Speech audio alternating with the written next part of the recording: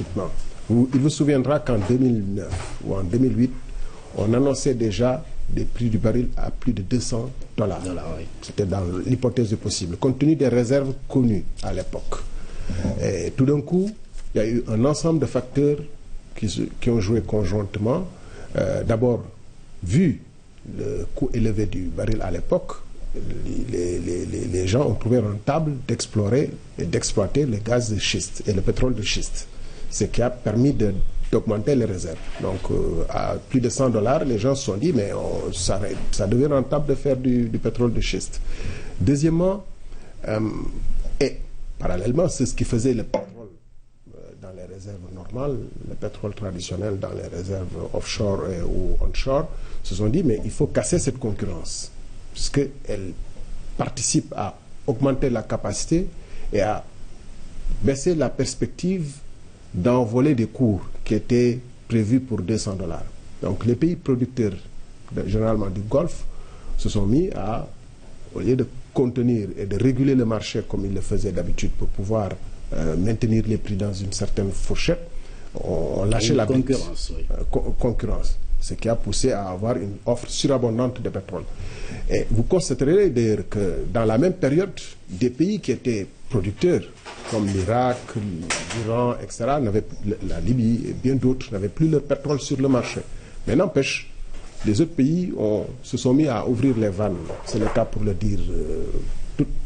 Et on s'est retrouvé avec une offre surabondante. Parallèlement, il y a la crise économique qui perdure un peu, qui fait qu'il y a un ralentissement de la demande sur de nombreux pays, de la part de nombreux pays. Et ces deux effets conjugués ont résulté à une baisse. Mais tout ceci n'explique pas les baisses extraordinaires qu'on est en train de voir. Il faut voir qu'il y a un coup de poker à grande échelle qui est en train de se jouer entre ceux qui se disent qu'il faut qu'on casse les producteurs qui sont basés sur le gaz de schiste et le pétrole de schiste pour qu'on les exclue complètement du marché. C'est pas la rareté des gisements qui pousse un peu cette baisse-là?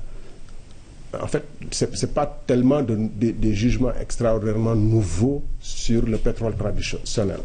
Il y a un jeu délibéré des pays de l'OPEP qui lâchent la bride pour exclure du marché, et qui sont prêts à aller.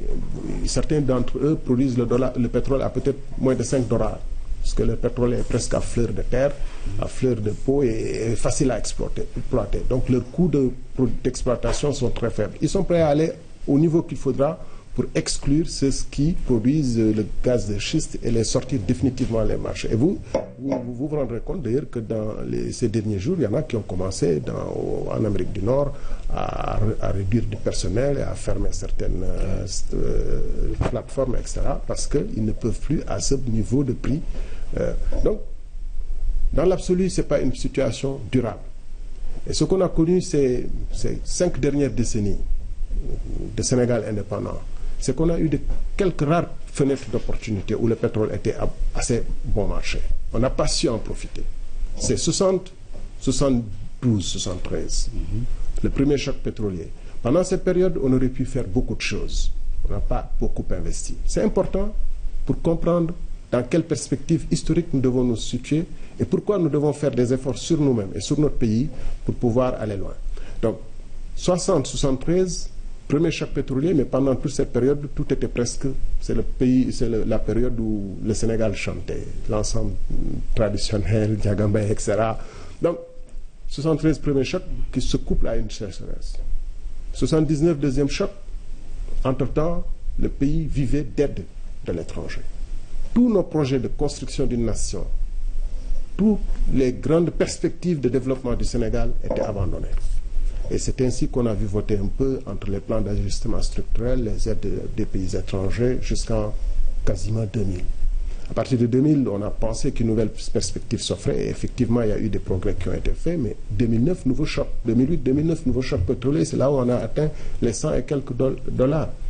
Et à partir de ce moment, l'ensemble des pays qui n'étaient plus producteurs de pétrole pensaient que leur développement était irrémédiablement compromis. Parce qu'à $1 en perspective de $200, un baril, excusez-moi, perspective $200, il était difficile d'envisager que des pays pauvres qui n'ont aucune ressource puissent même penser que l'émergence était possible. Maintenant, avec le baril qui est maintenant à $30, est-ce qu'on peut en profiter des pays comme le Sénégal? C'est une fenêtre d'opportunité, j'allais dire. Il faut la saisir. Et c'est ce qu'on est en train de faire. Et c'est pourquoi... Et cela va se répercuter. C'est pourquoi il y a deux mouvements qu'il faut observer. Il faut certes répercuter la baisse du baril dans une large mesure, ce qui a été fait en 2015 déjà, en 2014 déjà, avec une baisse de l'ordre de 100 francs sur certains produits, mais tous les produits pétroliers et le gaz butane ont subi une baisse. Parce qu'on oublie souvent que le gaz butane fait partie aussi. C'est ce qui sera fait à partir de samedi, avec une baisse relativement substantielle sur l'ensemble des produits pétroliers et gaz butane. En 2014, on a eu une baisse de 100 et quelques francs. Est-ce qu'on peut s'inscrire dans cette dynamique pour cette année? Et on oublie souvent aussi d'autres produits qui sont importants. C'est par exemple le diesel oil qu'utilisent les boulangers, les exploitants de forage. On oublie le HFO qui est utilisé par... Mais tous ces produits vont connaître une baisse relativement substantielle. L'électricité. Donc, un boulanger qui a sa livraison à faire, va se retrouver avec une baisse importante. Je voudrais insister sur un point avant d'arriver sur l'électricité. Je disais tantôt qu'il y aura baisse. Mais également, il ne faut pas que des sortes de, passez-moi l'expression, mais d'économistes nous disent qu'il y a une sorte de rapine qui est faite sur les Sénégalais. J'entends souvent ce mot. On vole les Sénégalais pour, soi-disant, entretenir un gouvernement, etc. Moi, je suis le ministre de l'Énergie.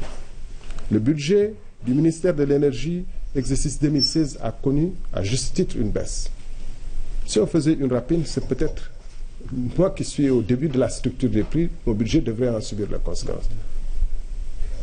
Le gouvernement qu'on est un gouvernement qui a réduit les factures d'électricité, d'eau, de téléphone de l'administration. Pour le mettre où? Pour le mettre dans la construction d'un Sénégal, pour faire en sorte que notre pays soit plus solide. Que ce que je vous ai dit tout à l'heure, quand on a eu le premier choc pétrolier de 1973 et la sécheresse, quand on a eu le deuxième choc pétrolier, que notre pays soit plus résilient à ces chocs exogènes. Et c'est pourquoi le président de la République et son gouvernement, le président a engagé des réformes en profondeur pour construire le Sénégal, mais pas seulement le Sénégal de la façade atlantique, mais le Sénégal, tout le Sénégal. Le Sénégal des profondeurs. Le Sénégal des profondeurs. C'est le sens de l'électrification rurale, c'est le sens des pistes rurales, c'est le sens d'une électricité qui ne dépendra plus que de la pluie, mais des aménagements hydro-agricoles conséquents. L'électricité qu'on va amener jusqu'au champ. C'est le sens des projets de développement pour le Sénégal. Des projets de développement pour le Sénégal. Si on ne le fait pas maintenant, quand est-ce qu'on le fera? Et l'histoire récente nous a appris que de ne l'avoir pas payé, on a payé beaucoup. Je voudrais juste vous dire une anecdote pour terminer sur ce registre-là. Il semble que Senghor, le président Senghor, en visitant la Tunisie à une certaine époque, peu avant son départ du pouvoir, s'est aperçu que la Tunisie a construit des écoles dans les hautes technologies, des écoles d'ingénieurs, à développer son agriculture, etc. Pendant que nous étions plutôt dans les lettres, dans les Moudra Afrique, dans les festivals des arts nègres. Et il a émis un regret en se disant, j'ai peut-être fait... On n'avait que l'école polytechnique comme école supérieure d'ingénieurs. Et un peu plus tard, vers les années 80, l'INDER qui deviendra l'ENSA. Aujourd'hui, on a un vaste programme de construction d'universités pour préparer l'avenir. Pour que le Sénégal, comme je l'ai dit, devienne un pays plus résilient aux chocs exogènes. Et cet argent, nous allons le chercher où? Nous n'allons pas, comme le chantait quelqu'un, aller commander sur la face du monde pour ramener au Sénégal. Nous devons le chercher par notre effort collectif. C'est ça aussi une nation. C'est la solidarité globale des citoyens pour pouvoir faire en sorte que le fils du paysan qui est à l'intérieur du Sénégal puisse avoir les mêmes droits que votre enfant ou le mien. Et c'est ça la vision qu'on est en train, sous l'impulsion du président de la République, d'essayer de faire. Monsieur le ministre, l'impact de cette baisse sur l'électricité, qu'est-ce que cela va engendrer? Disons que l'impact sur l'électricité est de deux ordres. D'abord, il faut vous souvenir que Sénélec, pour son combustible, n'est pas forcément assujetti au même principe que vient d'expliquer si brillamment tout à l'heure M. Niasse. Sénélec achète le combustible au prix, disons, sans taxe. Mais la baisse du prix du carburant impacte directement le coût de production de Sénélec, cela va sans dire. Mais cela n'explique pas seul les résultats obtenus par Senelec. Il y a eu d'autres effets. Il y a eu une réhabilitation en profondeur des centrales qui existent et un investissement dans de nouvelles centrales.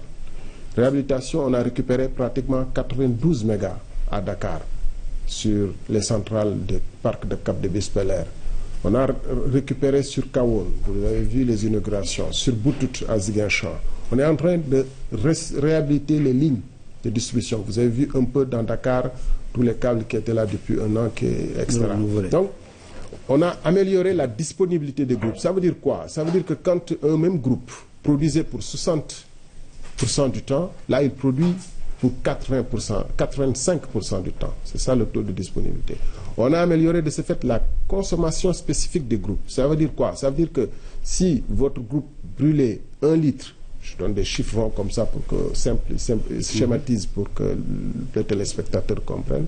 Si le groupe brûlait 1 litre, il a besoin de 0,9 litres pour produire la même puissance. C'est l'ensemble de ces facteurs combinés qui ont... Mais il reste beaucoup de choses à faire. Hein. Oui, c'est vrai qu'on a constaté l'embalé au niveau de Senelec, mais maintenant, avec la baisse des prix, est-ce qu'il y aura forcément une baisse du prix de l'électricité? On peut s'attendre à cela. On peut s'attendre à une baisse, comme on peut continuer à dire... Ce ne sera pas automatique, mais comme je l'ai dit tout à l'heure, on peut se dire qu'il y a encore des paliers à franchir dans l'amélioration de Senelec qui demandent des investissements. Au moment où je vous parle, le réseau basse tension de Dakar, mais je ne parle pas de Kayar ou de certaines villes, Saint-Louis, etc. Mais c'est un réseau complètement obsolète qui date de 40-50 ans. C'est un réseau, dans certaines